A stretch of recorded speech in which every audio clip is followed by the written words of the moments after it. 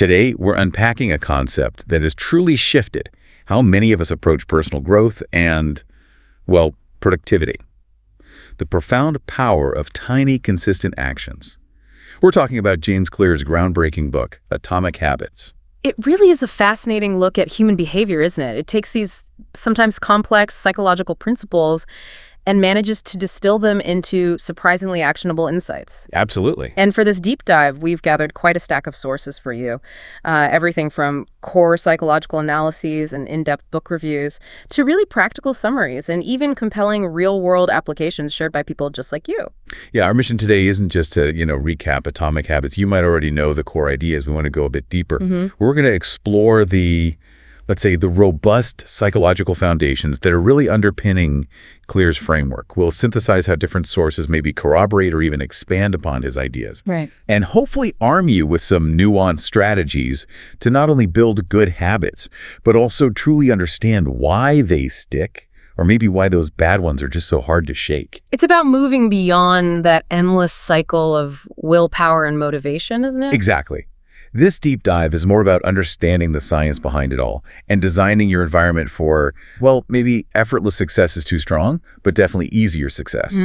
So are you ready to explore how minuscule changes can unlock remarkable long-term results?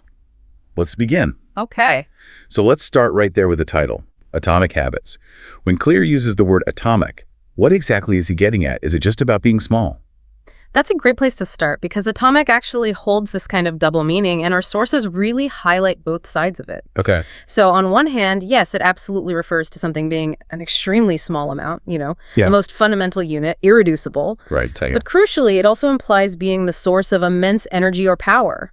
It's about leveraging these tiny, almost invisible units of behavior to generate what one review paper calls enormous and outstanding results.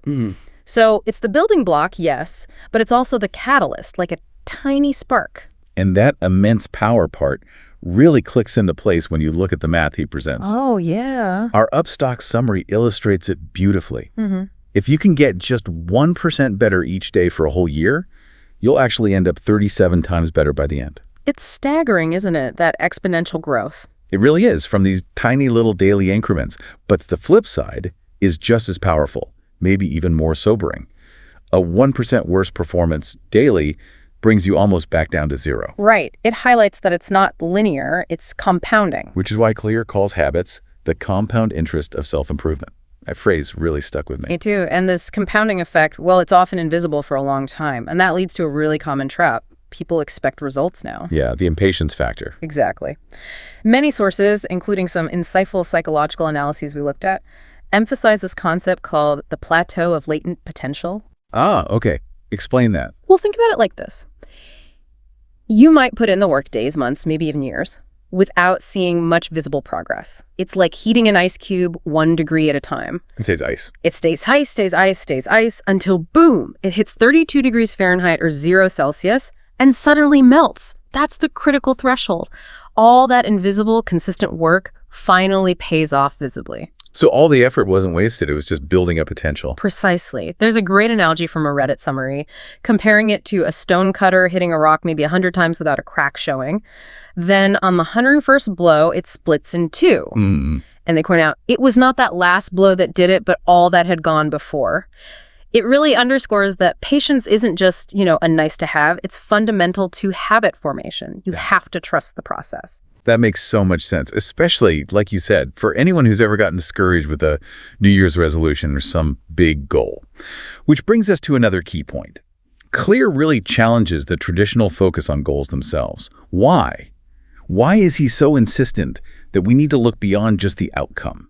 Yeah, that's a really core piece. Our sources, particularly one from the International Journal of Social Impact, really dive into this. They argue, quite convincingly, that goals are good for setting a direction, but systems are best for making progress. Okay. Direction versus progress. Exactly. Think about it. Winners and losers often share the exact same goals. Right. Like in sports, everyone wants to win the championship. Precisely. An Olympic gold medalist and the person who came in fourth, they both aimed for gold. What truly differentiates them usually isn't the ambition, it's the system. The day-to-day stuff. The daily training, the nutrition, the recovery, the mindset, the whole repeatable process they had in place. Focusing on that rather than just staring at the distant outcome makes success far more probable and, importantly, sustainable. That connects directly to a quote I saw in Oscar Eggert's summary, which really hit home for me. You do not rise to the level of your goals. You fall to the level of your systems. That's a powerful one, isn't it? It really is. So it's not enough to aim for the destination. You have to actually build the road, the infrastructure to get there. Absolutely. And Clear builds on that foundation with an even deeper layer, shifting the focus from outcome to identity. Okay, tell me more about that. Well, one of the Thunk Notes summaries explains it really well. It suggests that truly lasting change doesn't come from just achieving a goal, but from deciding who you want to become. Right. And then you consistently prove that new identity to yourself with small daily wins. Every habit you perform isn't just an isolated action. It's like you're casting a vote for the person you want to be. A vote. I like that. Yeah. So if you consistently cast votes for being a healthy person, maybe by choosing the stairs, maybe by exercising for just 10 minutes eventually, your internal self-image actually starts to shift. You begin to believe you are that person. So it's less about, I want to lose 10 pounds, which is an outcome, and more about, I am a healthy person, and healthy people prioritize their well-being. That feels like a much more powerful internal driver. It is. As one Reddit user put it so simply, every action I take is a vote for the type of person I choose to be. It beautifully connects that tiny action to your bigger sense of self. Okay, so that identity-based approach feels like where the real leverage is. Now, how do we make this practical? Clear offers that framework, right? The 4 laws. Exactly. And it's incredibly effective because it's so straightforward, yet deeply rooted in, actual behavioral and cognitive psychology. He calls them the 4 laws of behavior change. Which are? Make it obvious, make it attractive, make it easy, and make it satisfying. Obvious, attractive, easy, satisfying. Got it. And conveniently, if you want to break a bad habit, you just inverse these laws. Make it invisible, make it unattractive, make it difficult, and make it unsatisfying. Clever. Okay, let's unpack each one. They seem like really clear strategies. Starting with law number 1, make it obvious. What's the core idea here? This law really emphasizes the immense power of your environment, how you design your surroundings. Not just willpower them. Far from it. Psychology today actually highlighted that our environment influences our behavior far more consistently than sheer willpower ever could. Our brains, especially a deep part called the basal ganglia, Okay. which is heavily involved in habit formation and automatic actions, well, it's basically wired to respond automatically to environmental cues. If the cue is there, the behavior is much more likely to follow. So theory into practice. Yeah. If I want to meditate more, I shouldn't just think about it. I should physically put a meditation cushion right in my living room where I trip over it. Well, not literally, but where I see it every day. Exactly. Or if you want to read before bed, put the book on your nightstand. Make it more obvious than your phone. Right. Displace the phone. It's like Clear says, and this was quoted in Thunk Notes, be the designer of your world, not merely the consumer of it. Take control of those cues. And for breaking bad habits, you do the reverse. Make the cues invisible. Precisely. Hide them. Increase the friction to even encounter the cue. We saw a great example from a Reddit user who wanted to quit smoking. What do they do? They physically removed all their smoking equipment, lighters, ashtrays, everything from visible areas and put it all on a high shelf way out of easy reach. Creating friction. Exactly. That simple act makes the unwanted cue less obvious and the action itself less likely to happen impulsively. That's a really tangible change. Okay, law 2. Make it attractive. How do we make these good habits, the ones we should do, actually more appealing? Because let's be honest, broccoli isn't always as appealing as a cookie. True. This law taps directly into our brain's reward system, specifically the neurotransmitter dopamine. Dopamine. Yeah, and it's important to remember dopamine isn't just about feeling pleasure, it's very much about the anticipation of pleasure. So, the more appealing you can make a habit seem before you do it, the more dopamine gets released in anticipation, and the more likely that habit is to become ingrained. So how do we engineer that appeal? One brilliant technique mentioned in the IJSI source is called temptation bundling. It was coined by researcher Catherine Milkman. Temptation bundling. Sounds intriguing. It is. You basically pair an activity you want to do, something you genuinely enjoy, with an activity you need to do but maybe find less appealing, and you do them simultaneously. Okay, give me an example. You might only allow yourself to listen to your absolute favorite podcast while you're doing chores around the house. Or maybe you only watch your guilty pleasure TV show while you're on the exercise bike. Okay. So you link the want directly with the should. Yeah. That's different from just rewarding yourself afterwards, right? Exactly. That reward after approach is more like the Premack principle, which was also mentioned, like eat your vegetables, then you can have dessert. Temptation bundling fuses the two activities together. Got it. Makes the less desirable thing instantly more attractive. Precisely. Yeah. And another huge factor in making habits attractive is tapping into social norms. We are fundamentally social creatures. We want to fit in. We tend to imitate the habits of those around us. Right, the groups we belong to. Yes. So consciously surrounding yourself with or aligning yourself with communities or people who already embody the habits you want to cultivate. That makes those behaviors feel normal, desirable, even expected, part of belonging. Makes sense. Find your tribe. Absolutely. And we saw a fun, practical example on Reddit. Someone programmed their coffee maker to brew fresh coffee right at 6 a.m. Why? To make the idea of getting up for their early morning gym session much more attractive, that immediate, warm, aromatic reward was waiting. I love that. That's designing for attractiveness right there. Okay, law 3, make it easy. This sounds simple, but I bet there's more to it. You're right. It's not just about picking easy habits, although that's part of it. Yeah. It's more about systematically reducing the friction associated with the habit. Reducing friction. The 2-minute rule is a perfect example, a real cornerstone of this law. The idea is, when you're starting any new habit, the very first step should take less than 2 minutes to do. Less than 2 minutes. Yep. The goal is to make starting the habit incredibly easy, almost effortless. We saw a Reddit user talking about struggling with exercise.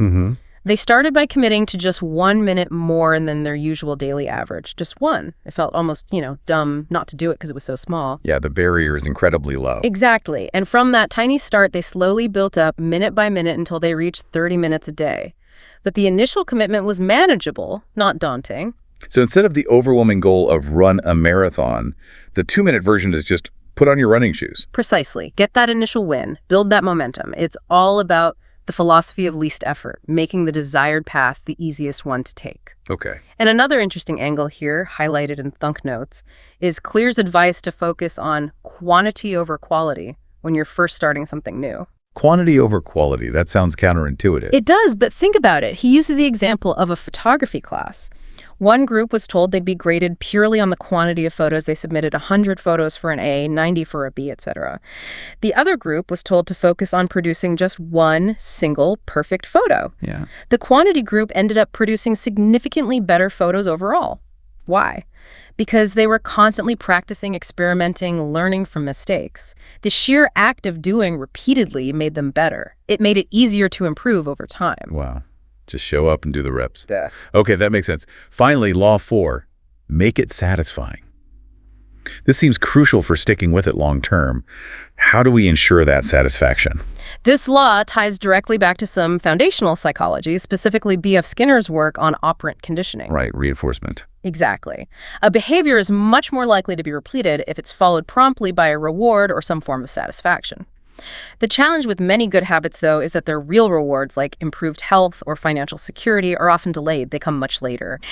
So we don't get that immediate feedback loop. Precisely. So we need to find ways to engineer immediate positive reinforcement to bridge that gap between the action and the long-term benefit. And this is where things like habit tracking come into play, right? That seem to pop up in almost all our sources. Absolutely. Habit tracking is such a powerful tool for this law. Whether you use a fancy app or just a simple calendar with check marks by your mirror, it serves multiple purposes simultaneously. How so? Well, first, it makes your habit obvious. You see the tracker every day. Second, it can make it attractive. Seeing that streak grow feels good. You don't want to break the chain. And third, and most relevant here, it makes it satisfying. Checking off that box, filling in that square, it provides an immediate hit of accomplishment. Yeah, that little dopamine rush of, I did it. Exactly, and I loved a twist shared by a Thunk Notes user. On days they missed their habit, instead of leaving it blank or marking an X, they drew a small heart. A heart, why? As an act of self-compassion. It acknowledges the miss, but frames it gently, preventing that all-or-nothing thinking where one missed day makes you give up entirely. It keeps them engaged. Brilliant, I thought. That is brilliant. Very forgiving. And what about things like accountability contracts?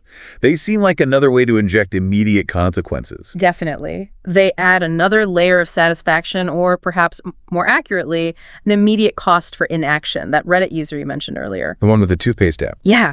Creating an app that literally charges them $10 if they don't scan their toothpaste barcode within 5 minutes of their alarm. That's a very immediate and pretty powerful incentive to make sure the habit gets done. Talk about making it satisfying, or at least not doing it unsatisfying. No kidding. Talk about skin in the game. Okay, so we have these 4 laws. Now, there's one technique that seems to weave them all together, almost like a Swiss Army knife for habits. Yeah. It's habit stacking. It was everywhere in our research. How does that work? Habit stacking is incredibly clever because it leverages the habits you already have. It's about linking a new habit you want to build directly onto an existing one that you perform reliably every day without even thinking about it. So the old habit becomes the trigger for the new one. Exactly. Your current habit acts as the cue. Claire explains in his own writing that this builds on the neurological concept of synaptic pruning. Your brain naturally strengthens the connections for behaviors you repeat often and lets weaker connections fade away.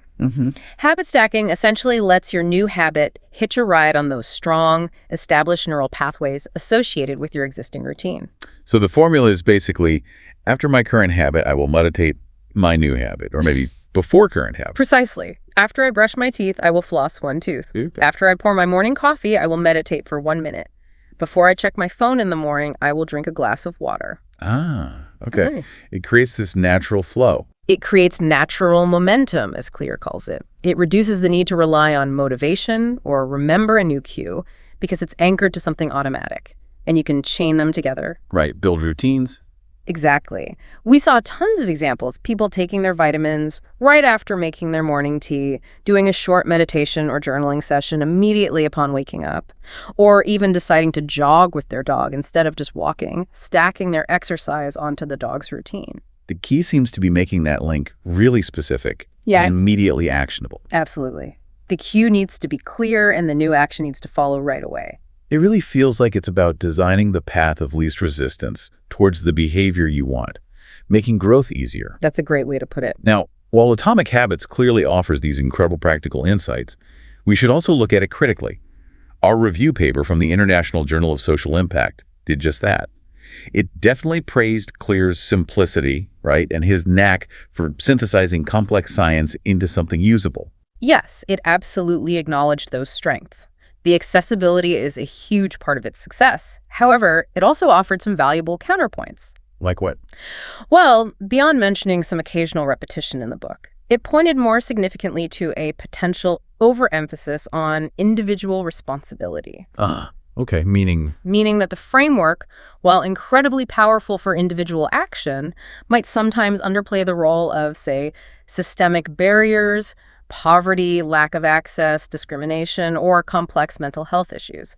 Things that exist outside the individual's direct control but heavily influence behavior. right, the environment beyond your immediate home or office. Exactly, or even cultural influences. The review suggested that the heavily individualistic focus might resonate differently in non-Western contexts where community or family obligations might shape choices more strongly than individual goals. That's a really important nuance. It's a reminder that while individual actions matter immensely, the broader context, the system we live in, also plays a huge role. It does. It's not necessarily a flaw in the Atomic Habits model itself, but more a call to consider its application within those larger contexts. And pulling back to the individual, perhaps one of the most, liberating takeaways I found, echoed in some Psychology Today pieces, is this idea that you don't actually need to wait for motivation to strike. Oh, that's a big one. Yeah. In fact, motivation often arrives after you start. It comes as a byproduct of taking action, not necessarily the prerequisite for it. The just show up philosophy. Exactly. The bum on seat idea. Just start, however small, and the motivation often follows the action. That can be incredibly freeing if you're someone who waits to feel like it. It really can. And that ties nicely into another concept mentioned in that IJSI review, decision fatigue. Running out of mental energy from making too many choices. Precisely. By building these robust systems, by automating many of your fundamental positive habits, you dramatically reduce the number of decisions you have to make each day. Freeing up brain space. Exactly. You free up that valuable cognitive capacity, that limited willpower, for more complex problems, more creative thinking, deeper work. Essentially for the things that require real conscious effort, rather than wasting it on deciding whether or not to exercise for 5 minutes. So ultimately, it really circles back to designing that system. It's less about constantly fighting this uphill battle using sheer willpower. Which is exhausting and often fails. Right. And more about cleverly engineering your life, your environment, your routines, so that the good habits just become the default path, the easy path. That's the goal. Wow. What a journey we've taken today. We've gone from understanding the minuscule yet surprisingly mighty impact of a single atomic change. Right up to the grand landscape of identity transformation. Yeah. And we've explored that practical blueprint of the 4 laws. Obvious, attractive, easy, satisfying, and seen how powerful techniques like habit stacking can genuinely streamline your daily life, almost effortlessly. And I think it's worth remembering that the real strength here isn't just the practicality, though that's huge. It's also that it's grounded in well-established psychological principles.